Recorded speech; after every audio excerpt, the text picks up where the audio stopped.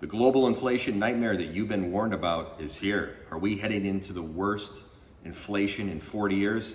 Possibly. Since the COVID pandemic, we have witnessed the greatest monetary binge in world history. You know, when the value of money is tied to what? Nothing. All they do is print more money. It's always such a tempting solution for those in power. Absolutely. I'm not one of these inflation freaks that's saying we're off the cliff yet, but the risk factors are there. We need to look at the triggers. What's going on right now, and I think one thing you look at is the stimulus bills, the 2.2 trillion, and now the 1.9 trillion this week, and gives me pause. The business leaders love this bill. They polled the masses. They love the bill. So, hey, the business leaders love the bill. The masses love the bill. It's obviously the right thing to do. But when we look at world history, how often have business leaders been wrong? Many times. So this is very worrisome. I think stimulus is good. Absolutely 100%. It's just the amount of stimulus. It's too risky, in my opinion. This sets us up for inflation. You know, we will either have inflation or a collision between fiscal and monetary policy to contain the inflation. I think there's some external contradictions too. The economy with a 3% GDP gap getting 9% GDP fiscal stimulus. Think about that. The economy with a net private savings rate of 7 to 8%, dealing with 18% GDP budget deficit. Really? I mean, that's unbelievable. Yes, the fundamentals and the public investments we need to make. Yes, we need relief for COVID. Yes, we have inequality issues.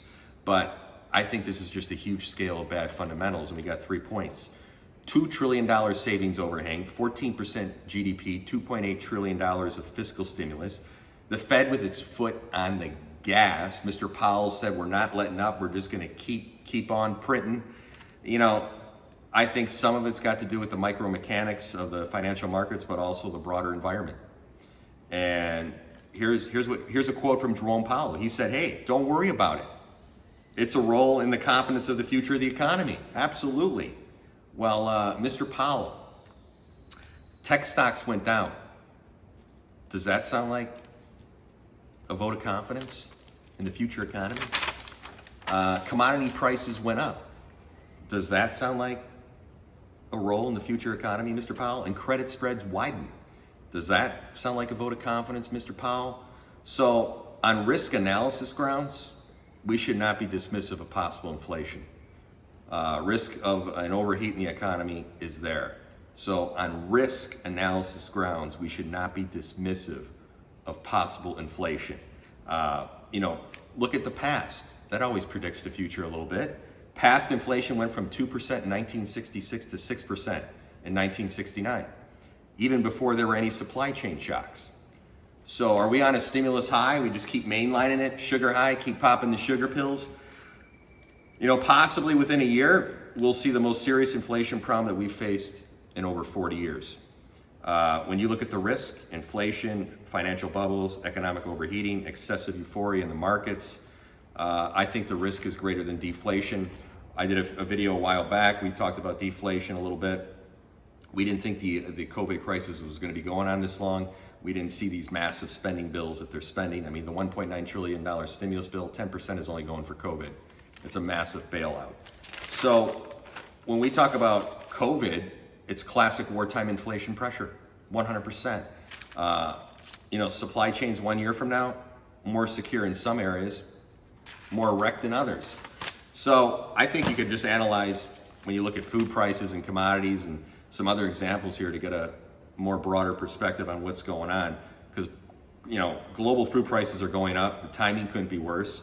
Just some examples. In Indonesia, tofu 30% more expensive than it was in December. In Brazil, the prices of local mainstream turtle beans is up 54% compared to last January. And in Russia, consumers are paying 61% more for sugar than a year ago. And Albert Edwards has pointed out annual inflation in cereals has hit 20%, which represents the highest annual since mid-2011 when the Arab Spring was in full flow. So if prices continue to rise like this, it's just a matter of time before we'll see widespread food riots all over the globe. I'm not going there yet. but the third world countries are getting decimated right now. It's terrible. So, you know, let's talk about the UN World Food Program has publicly stated there will be famine of biblical proportions in 2021. But here in the United States, many people don't take that warning like that seriously, because we still have plenty of food in the stores, of course. So far, food inflation in this country has not been overly dramatic, but we are seeing crazy inflation shows up in other ways. So look at these other ways. This just gives you an idea. This is typical America. This is stuff we look at. Luka Doncic rookie card. He's a basketball player. I never heard of him. His rookie card just sold for $4.6 million. $4.6 million, the most expensive basketball card ever sold, is a signed Luka Doncic rookie featuring the NBA pitchman, a game-worn Dallas Mavericks jersey. Collector Nick Fogolo bought the one-for-one card on February 28th. I mean, really? Okay. Here's another one. This is interesting. I'm sure you probably didn't hear this. In October 2020, Miami-based art collector Pablo Rodriguez spent almost $67,000 on a 10-second video artwork that could be watched online for free. Now, the video was by a digital artist, Beeple.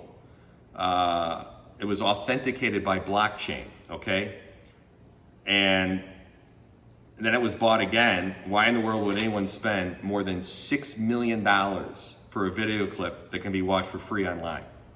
So it doesn't make any rational sense at all. That's what happens in a highly inflammatory environment. All the money, you know, that's just being created out of thin air. A lot of people got money that didn't deserve it. You know, so let's look at Bitcoin. When you look at Bitcoin, it was just under 30,000, and now it's sitting at 49.50. You know, I've done a little investing in Bitcoin and the cryptos, and they're extremely high prices, extremely volatile. But here's the key, and I read this very early on. At any time, governments around the world can decide to crack down on them. And New York Attorney General Loretta James gave us another reminder of the fact on Monday. New York Attorney General Loretta James sent a blistering warning to investors and industry members about the dangers of cryptocurrencies on Monday. We're sending a clear message to the entire industry that either you play by the rules or we'll shut you down. We'll shut you down. As conditions in this country continue to deteriorate, eventually there will be high shift in demand. So that gives me some heartburn. I know the feds, and I can tell you this, I know for a fact, they're monitoring the digital currency. Who knows what they're going to do? They could start their own, shut all this off. I think you got to play. I always said less than 1% of your net worth. I'm going 0.5 of my net worth I have in crypto, and I put it in an ETF a while ago. But that makes me nervous. So when you look at that rookie card, when you look at artwork, and there's people selling their artwork, and just crazy stuff's in the market with inflation, you look at it from that perspective, it's interesting. So I think there's going to be massive inflation. I just don't think there's no way around it. And you look at it by reading articles like this, you look at it in the real estate sector, you follow the stock market. We just can't continue like this. So I'm hopeful, but read, be careful. And I think this is a massive problem with the amount of spending we're doing in stimulus bills. And Mr. Powell said the foot's going to be on the gas. So I'm here in Mexico right now. We're checking out property. We own a property management business down here, and we manage our own properties. And we have a couple development deals we're going to be looking at this week. We're going to Tulum and Playa del Carmen, and going to be meeting with some developers and other real estate professionals. We're involved in a couple developments down here, so there'll be more to come on that. Hope you enjoyed the video on inflation. Take care and be safe.